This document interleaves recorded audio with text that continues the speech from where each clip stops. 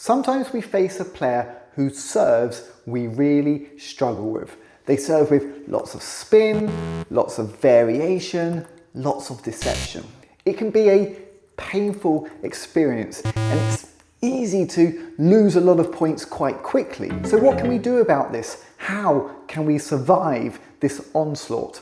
I'm going to give you a few tips about how you can return more of these really nasty serves. This video is sponsored by Bar Table Tennis. If you need any table tennis equipment, bats, balls, rubbers, blades, clothing, then Bar Table Tennis is the company to go to. They deliver worldwide and they deliver quickly. Go to brybartt.co.uk to find out more. To help with this video, I'm taking on the player with the meanest serves in the UK. Yes, it's the service guy, Mr. Craig Bryant. Craig's a great guy, but his serves are nasty. And as you can see, I'm struggling. Craig, he's got it all. Lots of spin, lots of variation, and so much deception. It's really hard trying to return his serves, and in these clips, he makes me look like a complete beginner. No. But the more we played, the more I started to return Craig's serves. I started to apply the tips that I give to the players I coach, and this gave me a much better focus. I could start to read the spin better. Now, I didn't manage to return all of Craig's serves. He's got lots of tricks up his sleeve, but my success rate definitely improved. So how did I manage to do this? What were the tips that I was giving to myself? Tip number one, just get the ball back. You don't need to play amazing quality shots. Just use some basic shots. Use your pushes. Use some short drives. Try to make the other player play another shot. Your goal is just to get the ball back on the table. You can't win a point unless you get the ball back over the net onto the other side. Now, if you're playing a strong player, your basic return of serve, it still might get punished. Yes, you did get the ball back, but it wasn't strong enough and the other player then smashes the ball past you. But at least you've made your opponent earn the point a little bit more. They've had to serve and they've had to play another shot, which is better than just dumping their serve into the net. But you know, other times your opponent's going to mess up. You get your basic return on the table, the other player maybe didn't recover well enough or wasn't expecting you to return the serve, and then they make the error. Yeah, it's good. Or other times your basic return, it's enough just to put them under a little bit of pressure, and then you get into a rally and then you've evened up the game and now you have the chance to win the point. So just getting the nasty serves back in a basic way does give you more opportunity to actually win points.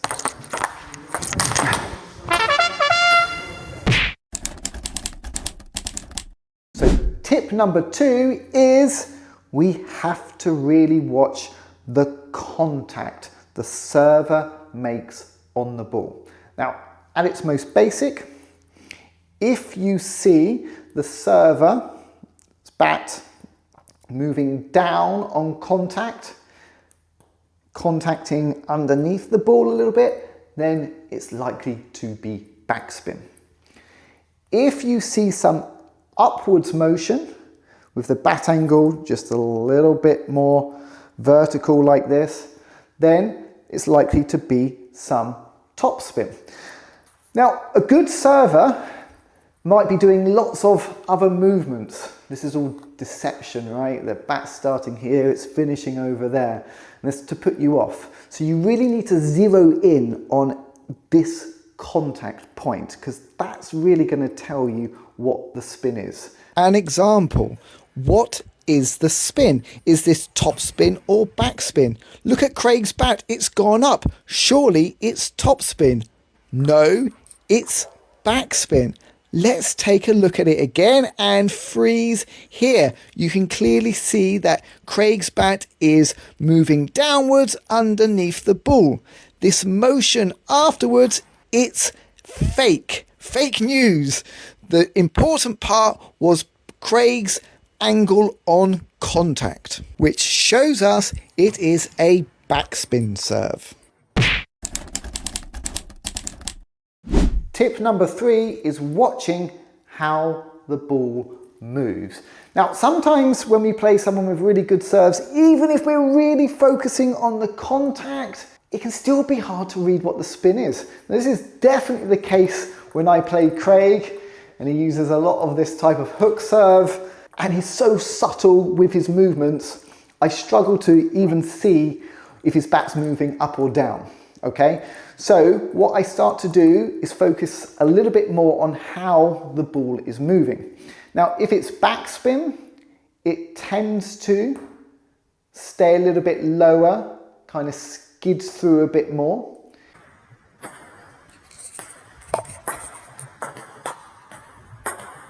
If it's topspin, it tends to jump off the table and accelerate a little bit more.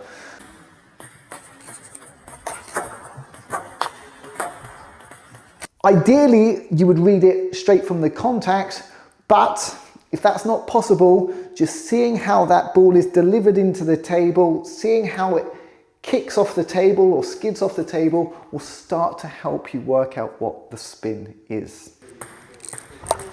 Top spin, back spin, top spin.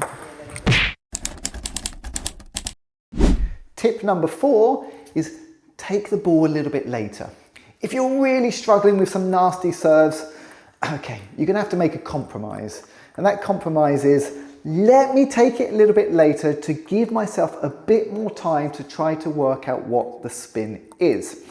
This means you set your position up, give yourself a bit of space from the table, and no automatic jump in, okay? You're just gonna hold your ground and you're going to delay that first movement. Now, this isn't ideal, and sometimes you're probably going to get caught out if you take it too late. But again, we go back to the first tip that I gave you. We're just trying to get the ball back on.